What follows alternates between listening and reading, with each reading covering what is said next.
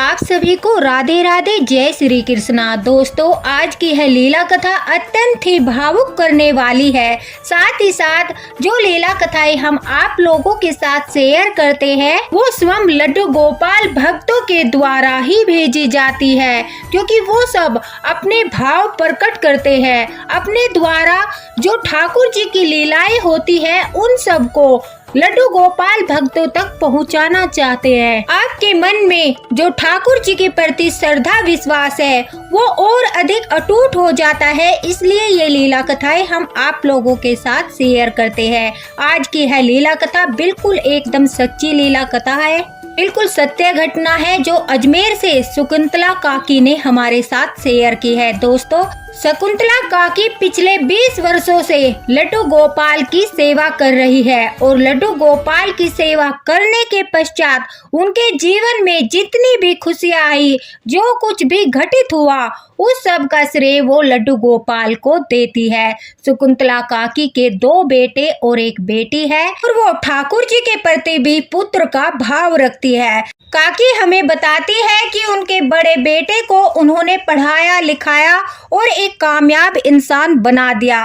ठाकुर जी की कृपा से उसकी बहुत अच्छी जॉब जो है विदेश में लग गई और शादी के बाद अपने बीबी बच्चों को लेकर वह वहीं पर जो है सेटल हो गया। काकी की जो बेटी है उसकी भी शादी अच्छे घर में हो चुकी है और वह भी अपना खुशी खुशी से जीवन व्यतीत कर रही है। काकी कहती है कि अब उनका छोटा बेटा भी पढ़ाई कर रहा था, अपनी जॉब के लिए तैयारी कर रहा था और मुझे अपने कन्हैया पर, अपने ठाकुर जी पर पूरा भरोसा था। उनके आशीर्वाद, उनके प्रेम और उनकी कृपा से उनके छोटे बेटे को भी जल्द ही अच्छी नौकरी मिल जाएगी और काकी का ठाकुर जी पर यह अटूट विश्वास दोस्तों जीत गया। उनके छोटे बेटे की भी बहुत अच्छी जॉब लग गई। छोटे बेटे की जॉब लगने के पश्चात काकी कहती है कि उन्होंने अपने छोटे बेटे की भी शादी बड़ी धूमधाम से की। उनका बड़ा बेटा, उनकी बेटी, सभी लोग, सारे नाती रिश्तेदार विवाह में सम्मिलित हुए। पूरी श्रद्धा भाव के साथ काकी ने अपने हर एक बच्चे की शादी में ठाकुर जी को भी उच्च स्थान प्रदान किया। अपने घर के बड़े बेटे का स्थान प्रदान करते हुए हर एक काम जो है काकी कहती है वो लड्डू गोपाल से पूछकर ही करती थी। घर में जो पैसे जेवर कुछ भी आता था सबसे पहले वो ठाकुर जी के सामने जाता था। उसके पश्चात सबसे पहले जो पोशाक आई घर में ब्याह शादी के लिए, जो कपड़े ज्वेलरी जो आते हैं, काकी कहती है वो सबसे पहले ठाकुर जी के लिए बनवाए गए। उसके पश्चात ही जिसकी शादी थी उसके लिए सारी व्यवस्थाएं की गई। तो काकी ने भी ठाकुर जी को अपने घर में बड़े बेटे का दर्जा प्रदान किया था और उसी भाव के साथ वो उनकी सेवा करती थी। काकी के इस भाव से हमारे बाल गोपाल बहुत अधिक प्रसन्न थे और वो अपने एक बेटे होने का फर्ज पूरा निभाते थे। काकी कहती है वो जब भी कभी ठाकुर जी से कुछ मांगती थी तो ऐसा कभी नहीं हुआ कि ठाकुर जी ने उन्हें निराश किया। हमेशा काकी की बात सुनते थे, जैसे एक बेटा अपनी माँ की बात को कभी नहीं टालता, उसी प्रकार से काकी के जो बाल गोपाल है वो उनकी बात को कभी नहीं टालते। काकी जो भी उनके सामने बोलती है वो अपनी मैया की यानी प्यारी मैया की सारी बातों को मानते हैं और काकी की हर इच्छा को पूरा करते हैं। काकी कहती है मेरे ठाकुर जी, मेरे लड्डू गोपाल, मेरा बड़ा पुत्र मेरे साथ बहुत सारी लीलाएं करता है, लेकिन पहली बार मैंने उनके साक्षात दर्शन किए, वही दर्शन किस प्रकार से कहां पर मुझे प्राप्त हुए, वही लीला कथा काकी ने हमारे साथ शेयर की है। तो दोस्तों, इस लीला कथा को सुनकर आपको भी विश्वास हो जाएगा कि इस कलयुग में भी हमारे ठाकुर जी अगर उनके प्रति श्रद्धा और प्रेम सच्चा होता है तो मिलने भक्त से अवश्य आते हैं, भले ही वो किसी भी रूप में आए और भक्त उन्हें पहचान ही लेता है। काकी कहती है कि बड़ा बेटा विदेश चला गया, बेटी की शादी हो गई, छोटे बेटे के साथ ही रहती है और अपने छोटे बेटे के साथ ही खुशी खुशी से अपना जीवन यापन कर रही थी। अचानक से काकी कहती है एक दिन उनके मन में ख्याल आया कि जिन लड्डू गोपाल की पिछले 20 वर्षों से मेरे घर में सेवा हो रही है, क्या मेरी मृत्यु के उपरांत ठाकुर जी की सेवा बहू उसी भाव से करेगी? क्या ठाकुर जी की जिम्मेदारी बहू निभा सकेगी? अभी तक काकी ने अपनी बहू को दोस्तों ठाकुर जी की सेवा की जिम्मेदारी नहीं सौंपी थी। काकी का मानना था कि अभी नई नई शादी हुई है, कुछ दिनों के पश्चात ही वो ठाकुर जी की सेवा बहू को सिखाएगी और उसके बाद सिर्फ और सिर्फ वो नाम जाप करेगी और जो कर्म सेवा है, ठाकुर जी को भोग लगाना, स्नान कराना, वस्त्र पहनाना, आभूषण पहनाना, उन्हें सुलाना, ये सब जिम्मेदारी जो है ये बहू को दे देंगी। अब काकी कहती है कि मैं उस समय का इंतजार कर रही थी। ठाकुर जी की कृपा से मेरे घर में एक कन्या का जन्म हुआ। समय बड़ी तेजी से बीत रहा था। बेटी के पैदा होने के पश्चात बहू उसमें बहुत ज्यादा व्यस्त हो गई, तो मैंने भी वो समय उचित नहीं समझा और स्वयं ही ठाकुर जी की सेवा करती रही। उसके 2 साल के पश्चात ही ठाकुर जी की फिर से कृपा हुई। घर में एक पुत्र ने जन्म लिया, यानी काकी के पोते ने जन्म लिया। अब काकी की खुशी का ठिकाना नहीं था। ठाकुर जी की कृपा से एक के बाद एक खुशियां ठाकुर जी उनके घर में भेज रहे थे। बड़े ही सुख से जीवन व्यतीत हो रहा था। ठाकुर जी ने अनेकों बार सौपन में काकी को दर्शन दिए। वह कहती है जब उनके पोते का जन्म होने वाला था उस समय भी ठाकुर जी उन्हें पालने में झूलते हुए दिखाई दिए। जब काकी की तबीयत थोड़ी सी खराब होने लगी तो काकी के मन में आया कि अब सही समय है, बहू को सेवा दे देनी चाहिए। उन्होंने लड्डू गोपाल से ही प्रार्थना की कि हे ठाकुर जी, अगर आप मेरी बहू को अपने भक्त के रूप में चुनना चाहते हो तो कोई ऐसा अवसर प्रदान कीजिए जिससे बहू की परीक्षा भी हो जाए और वो ठाकुर जी के प्रति उसके मन में भाव भी जागृत हो जाए। मुझे भी पता चल जाए कि मेरी बहू आपकी सेवा अच्छे से कर पाएगी या नहीं। कुछ ऐसा चमत्कार कीजिए, कोई ऐसी लीला कीजिए। जैसा कि हमने बताया कि ठाकुर जी काकी की बात कभी नहीं टालते थे, अपनी मैया की बात को वो हमेशा मानते थे। इस बार भी ठाकुर जी ने अपनी मैया की बात को मान लिया। अगले दिन ही काकी को पता चला कि उनके पड़ोस से ही 4 धाम के लिए बस जाने वाली है और उस बस में काकी की सखी सहेलियां भी जा रही थी। अब काकी सब जिम्मेदारियों से निवृत्त हो चुकी थी, उनकी सारी जिम्मेदारी पूरी हो चुकी थी। बच्चों को पढ़ाना लिखाना, उनकी शादी करनी, उनके बच्चे हो जाना, ठाकुर जी की कृपा से सब कुछ बहुत अच्छा था। अब काकी ने सोचा इससे अच्छा अवसर हो ही नहीं सकता, मेरी 4 धाम की यात्रा भी हो जाएगी और इस समय के दौरान बहू ठाकुर जी की सेवा के बारे में भी जान जाएगी। मुझे भी पता चल जाएगा कि बहू अच्छे से लड्डू गोपाल की सेवा कर पाती है या नहीं, उसके अंदर ठाकुर जी के प्रति कितने भाव है, क्या ठाकुर जी उससे सेवा लेना चाहते हैं। ये सभी बातें सोचकर दोस्तों काकी ने सोचा यह सुनहरा अवसर है, शायद लल्ला ने ही यह लीला रची है और वही चाहता है कि मैं 4 धाम की यात्रा के लिए जाऊं और बहू को उनकी जिम्मेदारी सौंप दूं। अब लल्ला की आज्ञा के आगे मैया ने भी सिरोधार्य होकर शीश झुकाकर उनकी आज्ञा को स्वीकार किया और 4 धाम की यात्रा के लिए अपने बेटे से बात की। जब बेटे ने यह बात सुनी तो खुशी खुशी से अपनी माँ से कहा कि माँ आप चिंता मत करिए, हम यहाँ पर सब कुछ संभाल लेंगे, आप अच्छे से अपनी यात्रा पूरी कीजिए, किसी भी चीज की कोई आवश्यकता हो तो मुझे बोल दीजिए। अब जो काकी है उन्होंने बहू को बुलाया और कहा कि बहू देख, अब मैं बूढ़ी हो चुकी हूँ और मैं अपने साथ ठाकुर जी को नहीं ले जा सकती क्योंकि रास्ता बहुत लंबा है, वो परेशान हो जाएंगे। मैं चाहती हूँ जब तक मैं वापस लौट कर आऊँ तब तक तुम ठाकुर जी की सेवा करना। और अच्छे से काकी ने बहू को ठाकुर जी की सेवा के बारे में बताया कि सुबह को किस प्रकार से जगाना है, उसके पश्चात प्रेम पूर्वक ठाकुर जी को दूध का भोग लगाना है। काकी ने सारी चीजें अच्छे से बहू को समझा दी। अब बहू ने कहा कि आप आराम से जाइए, चिंता मत कीजिए, मैं अच्छे से ठाकुर जी की सेवा करूंगी। काकी कहती है कि अगले ही दिन वो ठाकुर जी से आज्ञा लेकर, लड्डू गोपाल से आज्ञा लेकर वहां से निकल गई और जाते जाते लड्डू गोपाल से बोला कि कोई भी बात हो, आपको कोई भी दिक्कत हो तो कृपा करके मुझे अनुभूति कराना या फिर मुझे सौपन में कोई संकेत दे देना, लेकिन अच्छे से रहना। इस प्रकार से ठाकुर जी को बोलकर मैया 4 धाम की यात्रा के लिए चली गई। अब यात्रा पर निकलने के पश्चात अगले दिन सुबह के समय मैया ने घर पर कॉल किया और बहू से पूछा, क्या अच्छे से सेवा कर रही हो? तो बहू ने बताया कि हाँ, मैं अच्छे से सेवा कर रही हूँ। अब जो है काकी को ज्यादा चिंता नहीं थी, उन्हें लग रहा था उनकी बहू अच्छे से ठाकुर जी की सेवा कर रही है, सभी जिम्मेदारियों को अच्छे से निभा रही है। अब वो बेफिक्र होकर अपनी 4 धाम की यात्रा करने लगी।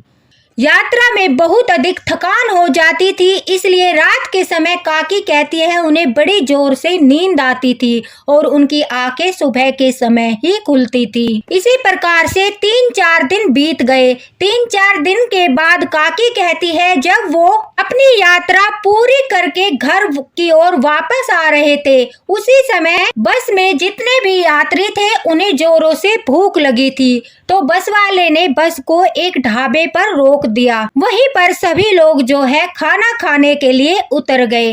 काकी भी वहां पर एक तरफ अकेले बैठी थी। वह कहती है कि उनका मन अजीब सा हो रहा था, कुछ खाने की इच्छा नहीं थी। ज्यादा लंबा सफर करने की वजह से उनके सर में भी हल्का हल्का सा दर्द हो रहा था, इसलिए वो सभी लोगों से दूर एकांत स्थान पर वहीं पर बेंच पर बैठ गई। उनके पास कोई नहीं था। वहां अकेले बैठे बैठे वो लड्डू गोपाल को याद करने लगी कि लल्ला से मिले इतने दिन हो गए, पता नहीं मेरा लल्ला कैसा होगा, पता नहीं मेरा गोपाला कैसा होगा। काकी गोपाल जी को, लड्डू गोपाल को गोपाला कहकर भी पुकारती थी। अब काकी कहती है जैसे ही उन्होंने बाल गोपाल का ध्यान लगाया, उन्हें याद करने लगी, अचानक से एक बड़ा ही सुंदर सा बच्चा, यही कोई 6-7 साल का छोटा सा बच्चा दौड़ते हुए काकी के पास आया और अचानक से काकी की गोदी में बैठ गया। अब काकी तो आश्चर्यचकित थी कि यह बालक कौन है। बस में किसी यात्री के साथ भी यह बालक नहीं दिखाई दिया था। बड़ी ही सुंदर छवि थी, गोल मटोल मुंह, मोटी मोटी आंखें, बड़ा ही सुंदर रूप था। अब काकी ने बड़े प्रेम के साथ उसके गालों को छूते हुए कहा, बेटा क्या बात है, तुम मुझे अपनी दादी समझ रहे हो? तुम कहाँ से आए हो, कौन हो, किसके साथ हो, तुम्हारी मैया कहाँ है? तो वह छोटा सा बच्चा दोस्तों अपनी तुतलाती हुई जबान से, यानी तोतली जबान से मैया से बोला कि मुझे दूध पीना है। अब मैया ने सोचा कि बच्चा भूखा है, तो मैया ने कहा कि ठीक है, तू बैठ, मैं तेरे लिए ढाबे वाले से दूध लेकर आती हूँ। अब मैया उस बच्चे को बैठाकर ढाबे वाले के पास गई और उसे कहा, भैया क्या थोड़ा सा दूध मिलेगा?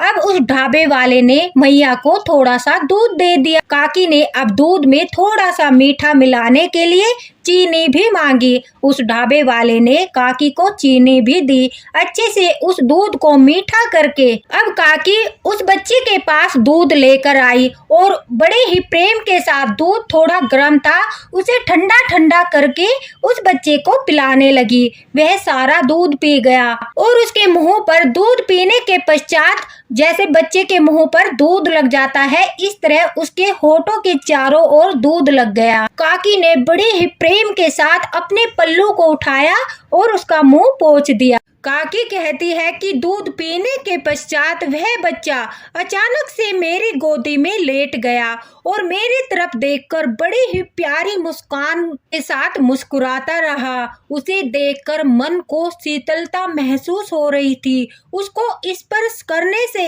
शरीर में झंझनाहट हो रही थी। काकी कहती है कि ऐसा लग रहा था जैसे कि साक्षात ठाकुर जी मेरी गोदी में आकर लेट गए हो। उस बच्चे को देखकर उसके ऊपर इतना प्रेम आ रहा था, इतना प्रेम आ रहा था, ऐसा लग रहा था कि उसे मैं हमेशा के लिए अपने पास रख लूं। उस बच्चे को देखते हुए अब काकी कहती है, मुझे यह भी चिंता होने लगी, आखिर यह बच्चा किसका है। इसकी माँ बहुत परेशान हो रही होगी। और सोचकर काकी परेशान हो रही थी। अब काकी कहती है, मेरी गोदी में लेटे हुए उस बच्चे से मैंने पूछा, बेटा तुम्हारी मैया कहाँ है? तो उसने कुछ नहीं बोला। उसने फिर से दूध मांगना शुरू कर दिया। मुझे बड़ा ही आश्चर्य हुआ कि अभी अभी तो मैंने इसे दूध पिलाया है और फिर से इसे इच्छा हो रही है। मैं पिछले कई दिनों से भूखा हूँ, मैंने कुछ भी नहीं खाया, मुझे और दूध चाहिए। और इस प्रकार से रोकर वो जिद करने लगा। अब काकी कहती है, इतना सुंदर सा बालक, इतनी सुंदर छवि, इतना प्यारा सा, कुछ देर पहले मुस्कुरा रहा था, अचानक से रोने लगा। मुझसे उसका रोना देखा नहीं गया और मैंने कहा, तू बैठ, मैं तेरे लिए और दूध लेकर आती हूँ। काकी कहती है, मैं जैसे ही ढाबे पर दोबारा दूध लेने गई और दूध लेकर वापस लौटी तो उस बेंच पर कोई नहीं था। अब मैं घबरा गई कि अभी अभी तो बच्चा यहीं पर था, अचानक से कहाँ गायब हो गया।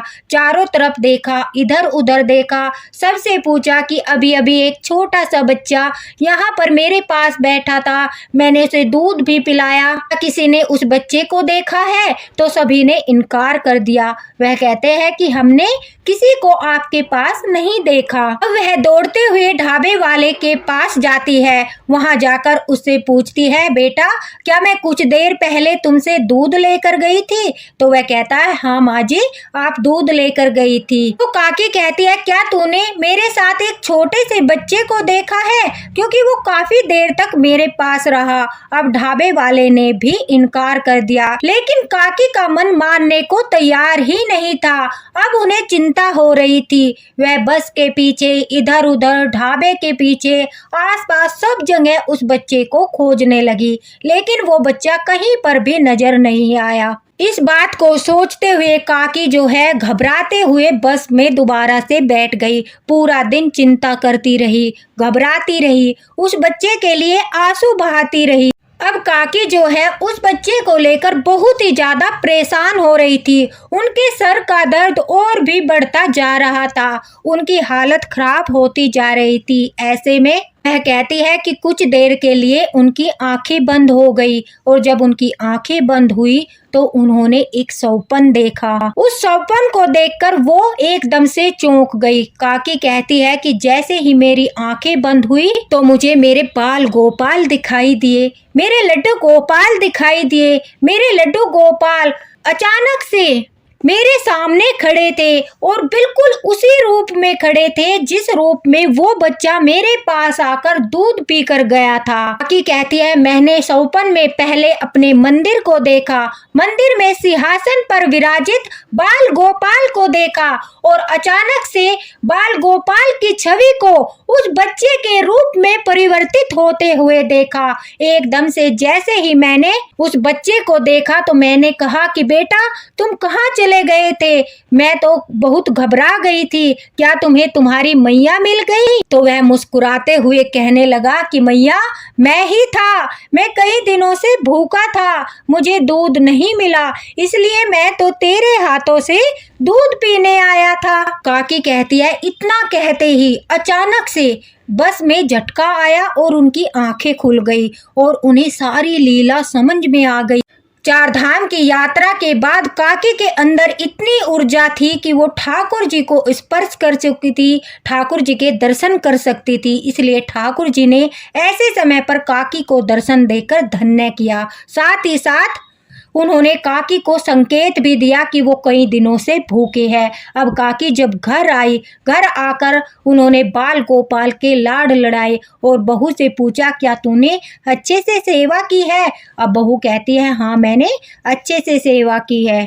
रात ज़्यादा हो चुकी थी, अब काकी सोने चली गई। वह कहती है, मैंने सोचा बहू तो जिम्मेदारी अच्छे से निभा रही है, इसलिए वह आज भी सेवा कर लेगी, उसके पश्चात मैं फिर से सेवा करना शुरू कर दूंगी। अब जब बहू ने ठाकुर जी को स्नान कराया, स्नान कराने के पश्चात उन्हें दूध का भोग लगाया। काकी सब कुछ अपनी आंखों से देख रही थी। बहू जो थी वो ठाकुर जी को जल्दी जल्दी स्नान कराने के पश्चात उनके सामने एक छोटे से गिलास में दूध रख दिया और फिर कुछ समय के पश्चात आकर वो दूध उठाकर ले गई और उसी दूध को दोबारा से गर्म करके उसमें बादाम डालकर, उसमें मीठा डालकर अपने बेटे को पिलाने लगी। जो काकी थी वो सब कुछ अपनी आंखों से देख रही थी और उन्हें अंदर ही अंदर गुस्सा भी आ रहा था। अब उन्होंने पूछा, क्या तू बाल गोपाल को रोज इसी तरह से दूध का भोग लगाती थी? तो बहू ने कहा, हाँ माँ जी, मैं तो इसी प्रकार से उनके सामने दूध रख देती थी और फिर उस दूध को बेटे को पिला देती थी। अब काकी ने उसे समझाया कि तेरा भाव तेरे बच्चे के प्रति ज्यादा और ठाकुर जी के प्रति कम है। देख, सबसे पहले तो लड्डू गोपाल जो है वो भी एक बाल रूप में विराजित है। उनके साथ ऐसा ही भाव रख जैसा कि अपने बच्चे के प्रति रखती है। तेरा बच्चा फीका दूध नहीं पीता, उसे पीने में अच्छा नहीं लगेगा, इसलिए हमेशा ध्यान रखना जो ठाकुर जी का दूध होता है उसमें चाहे थोड़ी सी चीनी डालो, थोड़ी सी शक्कर डालो, मतलब उसे मीठा करके अवश्य पिलाओ। उसमें तुलसी दल होना चाहिए, कुछ दाने मीठे के होने चाहिए। अगर दूध मीठा नहीं करना चाहते तो उसके साथ कोई मिठाई जैसे लड्डू हो गया, कोई चीनी हो गई, मिश्री हो गई, कुछ मीठा अवश्य रख दे। फिर काकी ने सारी लीला बहू को बताई कि किस प्रकार से लड्डू गोपाल उन्हीं के पास दूध पीने के लिए पहुंच गए और वहां पर उन्होंने काकी के हाथ से दूध पिया। जब बहू ने यह बात सुनी तो उसे लगा कि उससे बहुत बड़ी भूल हो गई है, उसके अंदर भाव ही नहीं था। उसने यह बात स्वयं स्वीकार की। शायद इसीलिए उन्होंने मेरे द्वारा की गई सेवा को स्वीकार ही नहीं किया। साथ ही साथ मैं उन्हें फीका दूध पिलाती थी। कुछ समय के पश्चात उसी दूध को अच्छे से बनाकर उसमें बादाम मीठा डालकर अपने पुत्र को पिलाती थी। ठाकुर जी को यह भी बात पसंद नहीं आई, इसलिए वो जब से आप गई हो तब से भूखे ही बैठे हैं। अब बहू जो है, काकी कहती है, रोने लगी, ठाकुर जी के चरणों में गिर गई और कहने लगी, हे ठाकुर, आपकी लीला अपरंपार है। एक साथ इतनी सारी लीलाएं मैं आपको समझ नहीं पाई। मैं आपके प्रति जो मेरे अंदर भाव होना चाहिए था वह भाव नहीं ला पाई। मुझे माफ कर दीजिए, मेरी गलती को, मेरी भूल को क्षमा कर दीजिए। आज के बाद मैं पूरे भाव और श्रद्धा के साथ आपकी सेवा करूंगी। काकी कहती है, ठाकुर जी ने, मेरे बाल गोपाल ने मेरी यह इच्छा भी पूरी कर दी थी। अब बहू के अंदर भी भाव उत्पन्न हो गया था, ठाकुर जी के प्रति प्रेम उत्पन्न हो गया था और मुझे इस बात की खुशी थी कि लल्ला ने मेरी यह विनती भी स्वीकार कर ली कि बहू उनकी सेवा अच्छे से करेगी। अब काकी कहती है कि बहू को सारी सेवा अच्छे से करनी आ गई। अब वही लड्डू गोपाल की सेवा करती है। दूध के साथ कुछ मीठा अवश्य रखे, अगर मिठाई है घर में मिठाई रखे, या फिर मिश्री के दाने दूध में डाल दे, कुछ चीनी के दाने डाल दे। जैसे हमारे बच्चे फीका दूध नहीं पी सकते, वो अगर आप भाव रखते हो उनके प्रति तो उसी भाव के साथ सेवा करें, क्योंकि भाव ही सर्वोपरि है। और काकी का बहुत बहुत धन्यवाद कि उन्होंने हमारे साथ ऐसे अद्भुत चमत्कार की लीला कथा शेयर की। ठाकुर जी की लीला अपरंपार है, ठाकुर जी के चमत्कार जो है वो निराले हैं, इसीलिए हम उन्हें लीलाधर कहते हैं। अगर आपका कोई क्वेश्चन हो तो कमेंट बॉक्स में पूछ सकते हो। इसी के साथ राधे राधे, हरे कृष्णा। मिलते हैं अगली लीला कथा के साथ।